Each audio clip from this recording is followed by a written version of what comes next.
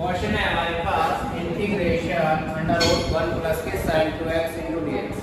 इस टाइप के क्वेश्चन को कन्वर्ट करने के लिए इसकी जो अंदर फॉर्मेशन लिखी हुई है 1 प्लस के sin 2x को ऐसी फॉर्मेशन में लिखा जाएगा जिससे जो हमारे पास ऊपर रूट है ये हट जाएगा। तो क्या करेंगे इंटीग्रेशन इस 1 को क्या लिखेंगे sin square x plus cos square x plus ये sin 2x को क्या लिखा जा सकता है तो sin x cos x into dx।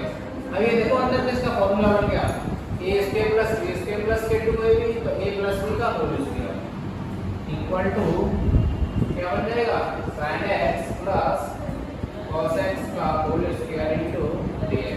Square से कट जाएगा हमारे पास किसका करना है integration sin x plus cos x into dx। इसका इंटीग्रेशन करना है sin x का क्या होता है माइनस के cos x का होता है हमारे पास sin x प्लस ये उसका फार्मूला